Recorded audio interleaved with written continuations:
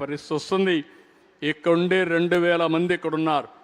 ఈ 2000 మందికి విజ్ఞప్తి చేస్తున్నా, దీన్ని అమలు చేసే బాధ్యత మీది. దానికి ఏమాత్రం రాజీ లేదు. సమిష్టిగా ముందుకు పోదామని చెప్పి మిమ్మల్ని కోరుతున్నా.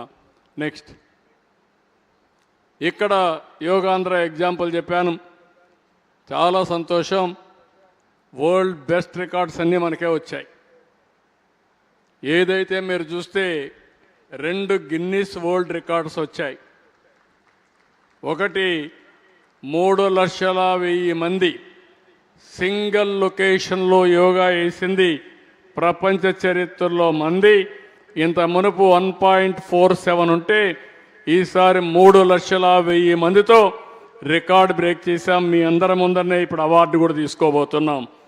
రెండోది, వరల్డ్ లాంగెస్ట్ సూర్య నమస్కార్ 22,122 మంది గిరిజన స్టూడెంట్లు 108 నిమిషాల్లో సూర్య నమస్కార్ సముఖ్యంగా వేశారు. కలెక్టర్ పాడేరు చాలా బాగా పనిచేశాడు. ఇది ఒక చరిత్ర. ఇది కూడా గిన్నిస్ రికార్డు వచ్చింది. మనస్ఫూర్తిగా అభినందనలు. దట్టు గిరిజన పాఠశాల నుంచి వచ్చిన పిల్లలు, ట్రైబల్ స్టూడెంట్స్. ఇవి కాకుండా 21 వరల్డ్ బుక్ ఆఫ్ రికార్డ్స్ మనకు వచ్చాయి. అవి కూడా ఇప్పుడే చదివి వినిపిస్తాం. ఇంత జరిగితే 0 ఇన్సిడెంట్, పర్ఫెక్ట్ ఎగ్జిక్యూషన్. ఇది చూసిన తర్వాత effective collaboration, strategic planning and smart use of technology. నా లెక్క ప్రకారం అయితే మన వాళ్ళు ఒక 40-50% టెక్నాలజీ వాడారు. 100% వాడితే ఇంకా ఎక్కడ కూడా ఇబ్బందే రాదు. పోలీస్ యంత్రాంగం కూడా 0 ఇన్సిడెంట్. నేను డిఐజీ గారిని చూశాను. చాలా పర్ఫెక్ట్గా ఫీల్డ్లో ఉండి నాయకత్వాన్ని ఇచ్చాడు, లీడర్షిప్ ఇచ్చాడు. అక్కడ కమిషనర్ గారు అందరూ బాగా పనిచేశారు. ఇంత పెద్ద ఇన్సిడెంట్లో ఒక స్మాల్ యాక్సిడెంట్ జరగలేదంటే దానికి కారణం planning, execution and also precautions. Everything చాలా పర్ఫెక్ట్గా ఎగ్జిక్యూట్ చేశారు.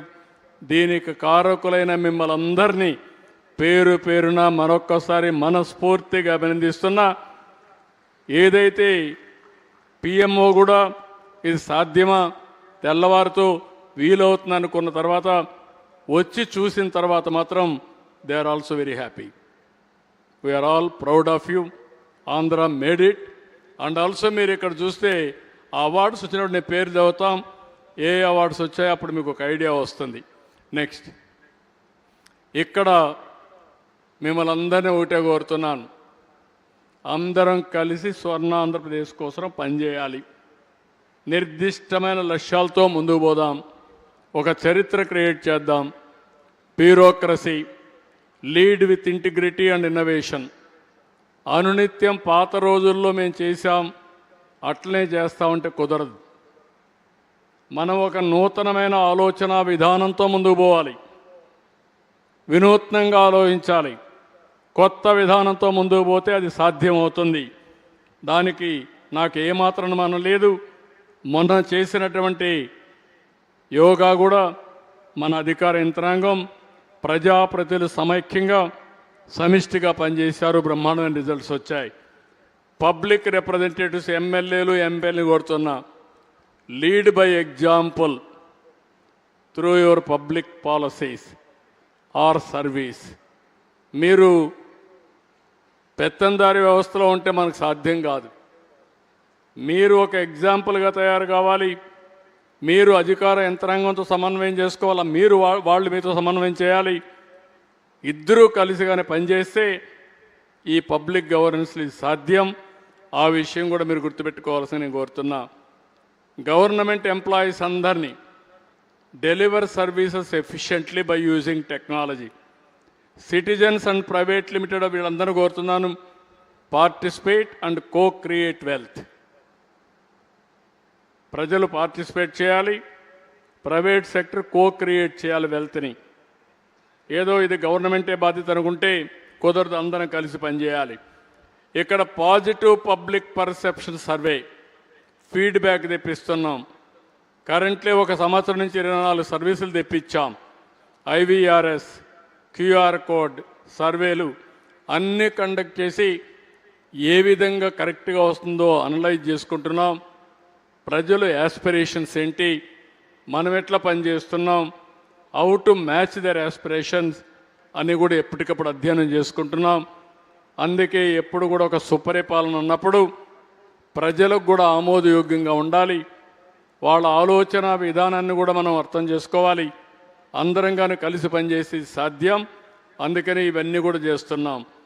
అందుకని ఇక్కడ సిటిజన్ సర్వీస్ అన్నీ కూడా తెప్పించి మొత్తం కూడా అనలైజ్ చేసి ఎప్పటికప్పుడు సమాచారం తెప్పించి మీకు అందించే బాధ్యత ప్రభుత్వాన్ని. దాన్ని ఆ సమాచారం తీసుకొని ఆ ఫీడ్బ్యాక్ తీసుకొని కరెక్టివ్ మెజర్స్ తీసుకునే బాధ్యత మీదని చెప్పి తెలియజేసుకుంటూ అల్టిమేట్గా together we become wealthy, healthy, happy Andhra Pradesh. That is our goal. It is possible. దీనికి మనం అందరం రీడెడికేట్ కావాలి. లాస్ట్ ఇయర్ చేసింది ఎక్సలెంట్ పర్ఫార్మెన్స్. మిమ్మల్ని అందరినీ మనస్ఫూర్తిగా అభినందిస్తున్నా. అందరం సమిష్టిగా పనిచేయకపోతే సాధ్యం కాదు. సుసాధ్యమైన పని సాధ్యం చేశాం. ఇప్పుడు మళ్ళీ ఒకసారి రిక్వెస్ట్ చేస్తున్నా, ఎట్టి పరిస్థితిలో 15% గ్రోత్ సాధించి మళ్ళీ 2047కి ఇది సాధ్యమని నిరూపించుకునే విధంగా మనం పనిచేద్దాం. దానికి ఈ మీటింగ్ నాంది అని చెప్పి మీకు తెలియజేసుకుంటూ ఈ మీటింగ్కు విచ్చేసిన మిమ్మల్ని అందరినీ